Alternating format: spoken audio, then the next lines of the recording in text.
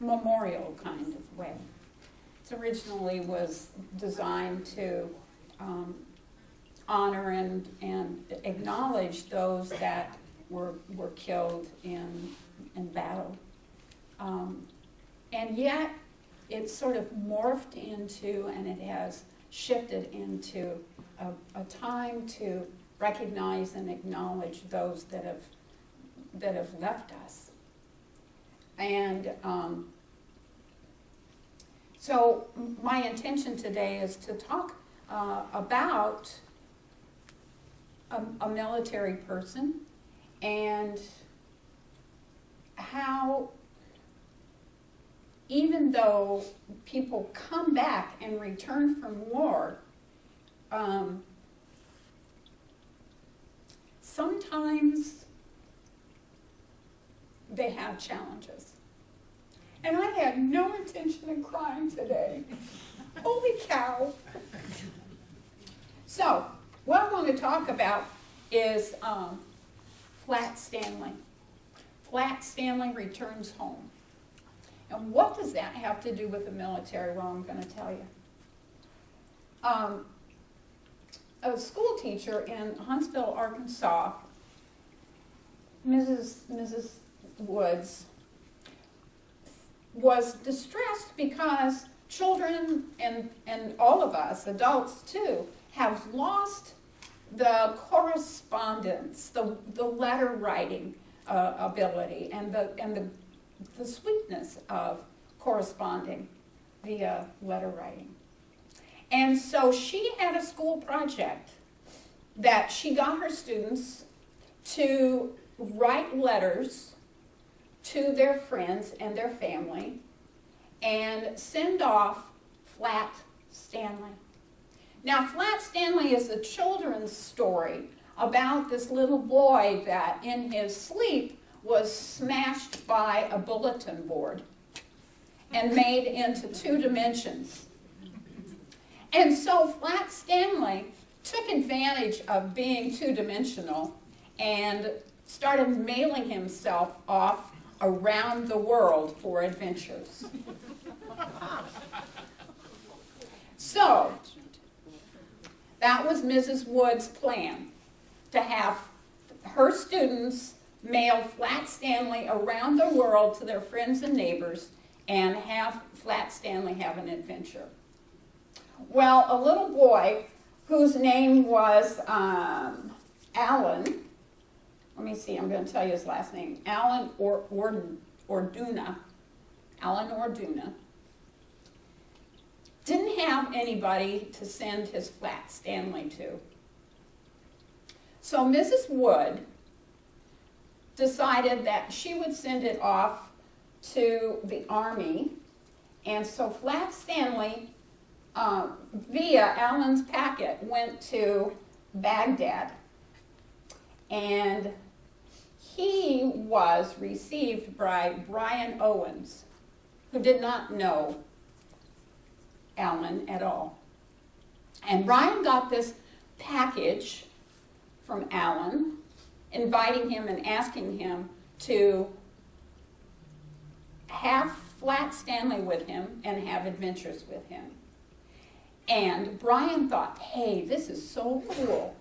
I love this. I can just imagine being a little kid and getting a package back from an Army soldier with all of the adventures. So he was vested in it. Now, Brian was 24 years old when the package arrived. He was already a father of 2.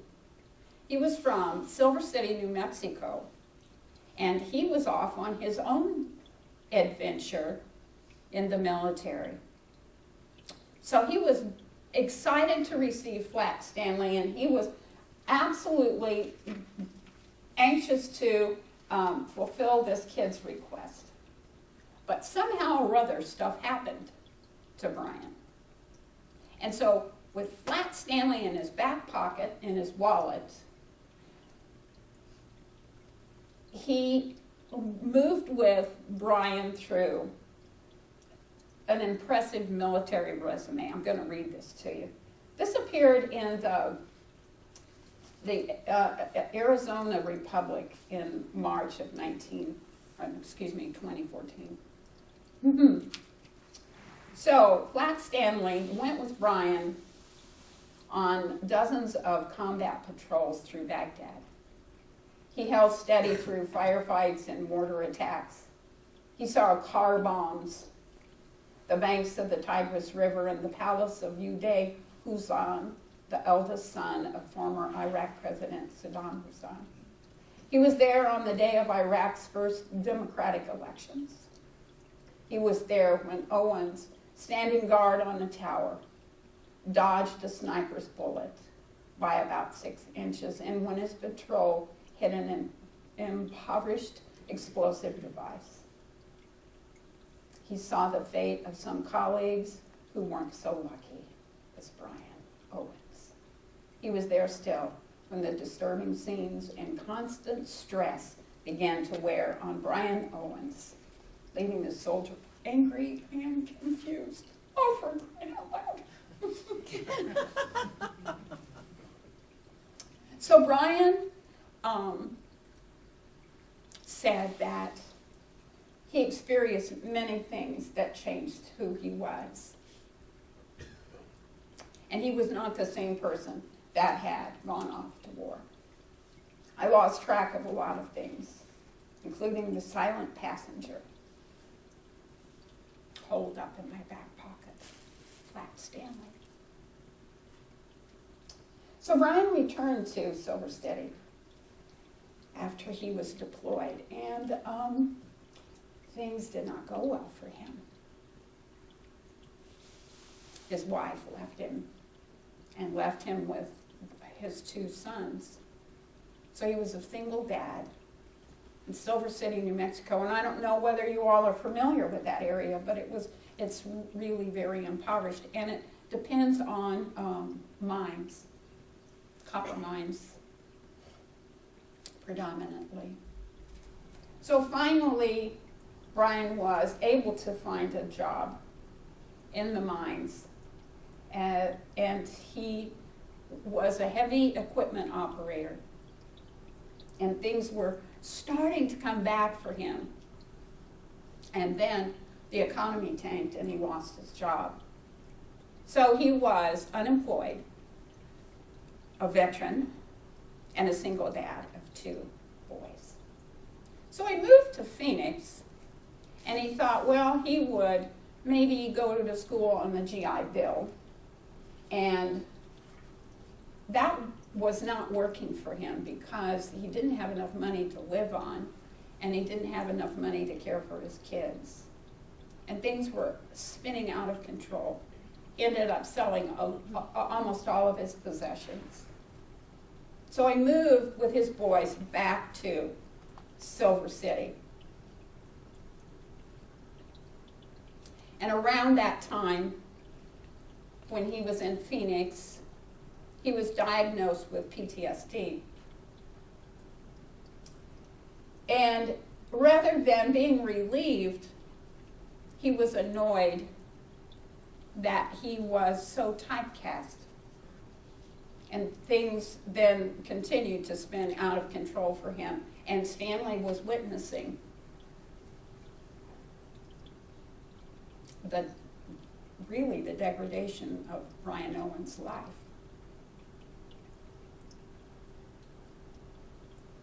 So he had an opportunity to go to Albuquerque for the VA, and was starting to be treated for PTSD. And then he went back to Silver City, and the mines reopened. And because of his personality characteristics of being so hyper-vigilant, he was invited by his employers to be a safety officer. And they said to him that he was really good at being a safety officer because he was so keen and had such a keen eye of awareness for potential dangers. And he laughingly said that he had a keen preference for staying alive.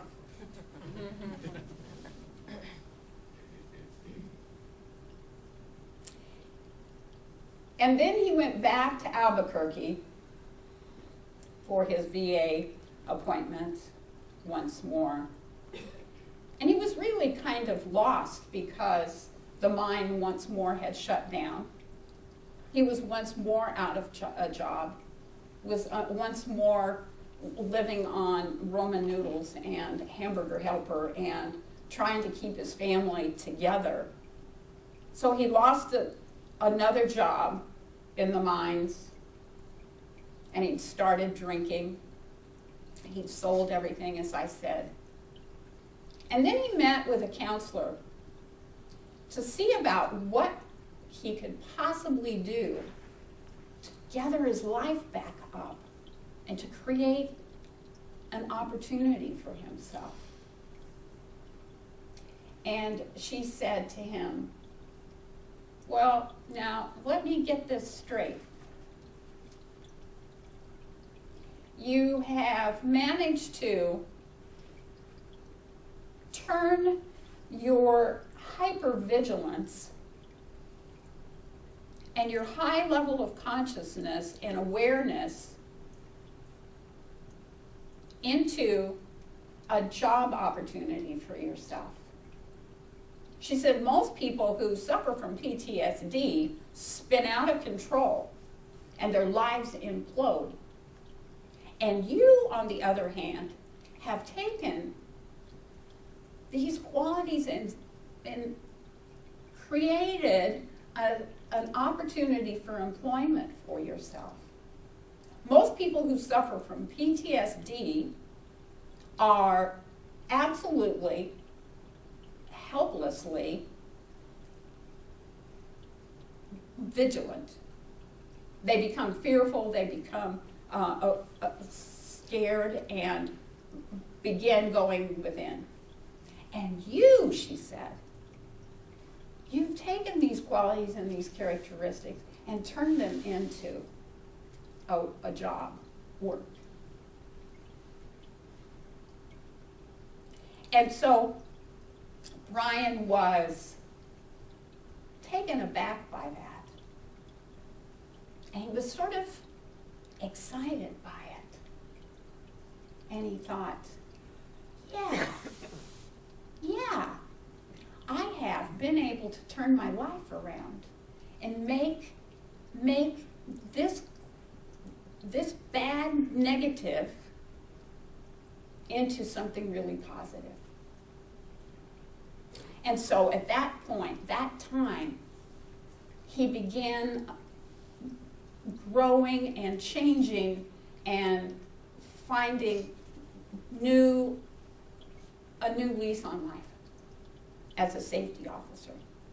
So he remarried, and he had a child, and he moved back to Phoenix and started school online, and got a big job as a safety officer. But still, Stanley was in his back pocket. And he thought to himself, he had to change his wallet. He'd worn his wallet out, and he found Stanley after all this time. It's like 10 years later. And he thought, I don't even know where that address is.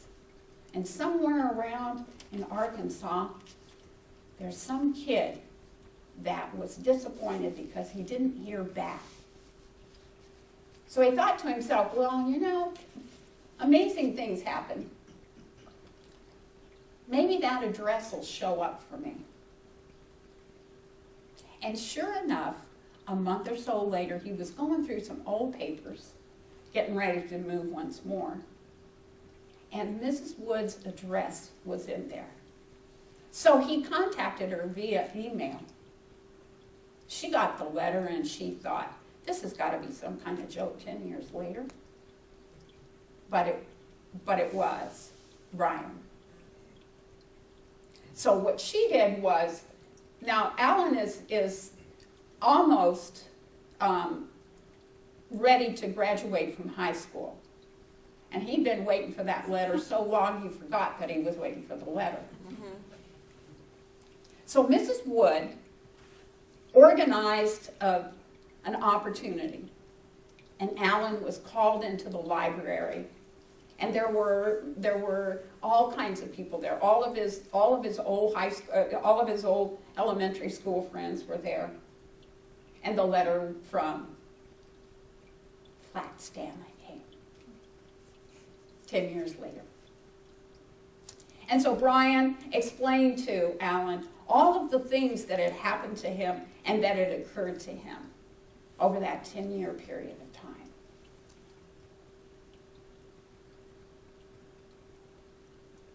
And then he closed with this, and I want to share it with you, probably with tears.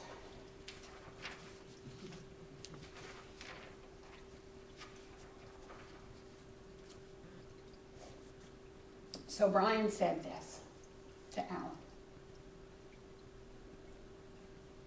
I know by now you're approaching the age when you will embark on your own journey. Might I suggest, pick up your adventures with Stanley where ours ended. Put him in your wallet. You will undoubtedly face hard times. You will experience lows and uncertainties. But whenever you feel despair or emptiness setting in, remember a saying I learned in the Army. Remember a saying I learned in the Army.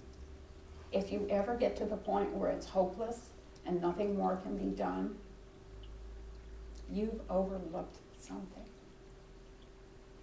And if you need a second opinion, there, silently, you will have a passenger hanging out, folded in your pocket, that can offer you advice. So that's the story of Flat Stanley's return. And so there's lessons in that for each one of us, I think. And the lessons that, for me, is just a reminder that life ebbs and flows. If I feel like I'm out of options, I've overlooked something. Life happens. Bad things happen, and good things happen. It's all part of the divine design, the glorious spiral. Life ebbs and flows. The other lesson is that our negatives can become positives. I want to ask you, you don't have to raise your hand, but haven't there been really horrible, difficult, unhappy times and horrible, difficult, unhappy things that have happened to you? And in retrospect, they have been such gifts. Life ebbs and flows. Wonderful things can come from difficult but challenging times. There are gifts in the handicaps. There are gifts in the crippledness. There's gifts. It's all part of the divine plan. But I think most important, as far as lessons go, is to remember that we all have a silent passenger. We all have that representation of Flat Stanley in our back pocket. The one that is ever present, that always has wisdom for us, that always can remind us what we may have overlooked. So we talk about Spirit speaking to us. Spirit usually doesn't have chit-chat with us. It's like, it's amazingly, serendipitously answered prayers. I had the need for a car registration, and I couldn't find it anywhere. I looked everywhere. And then I finally went back to the place that it should have been. And there it was. What's that about? I don't know. But things like that happen, don't they? Went to another frequency for a while. Yep. So those are the things that the messages that I got from the story of Flat Stanley. That life happens. And from the negative always comes the positive. I love that line that this too shall pass, because it is ever so true. Things come to pass. And no matter what, there is always that silent passenger moving with me, living with me, speaking with me, sharing adventures with me. And I'm ever so grateful for that. So on this Memorial Day, we're going to have a little ceremony of remembering those that didn't come back from combat. And if it suits you, those that you just choose to remember today.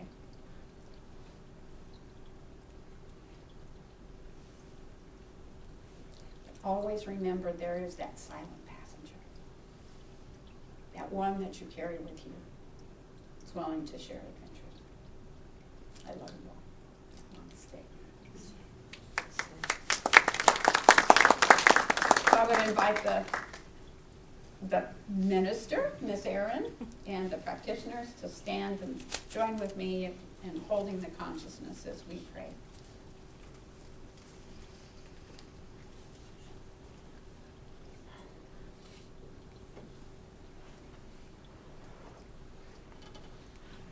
I permit myself to go to that silent place, to connect with my silent partner,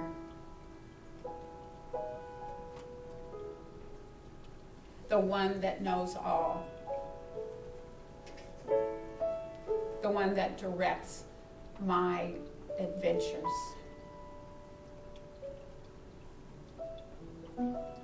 I allow myself to acknowledge that even when I feel there are no other options.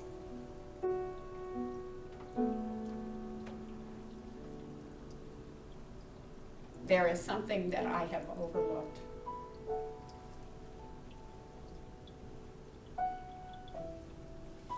And my silent passenger, that divine companion, endlessly guides and directs me along the path of unfolding life, unfolding purpose, unfolding wisdom and growth.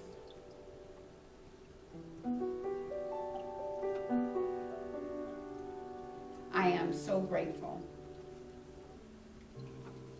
for the good that is ever present within me, ever present without, that is guiding and directing me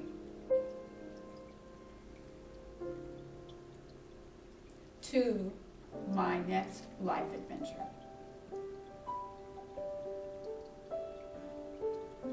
I allow myself to sit in awe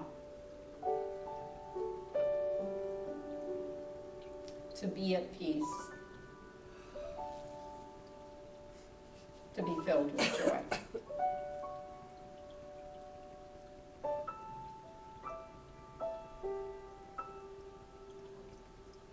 And so, with deep gratitude, I just am so grateful for the way life is, the way life is unfolding, and I celebrate it all. I declare it good. And I enjoy and ask you and invite you to join with me as we declare it done by saying, and so it is. Thank you. So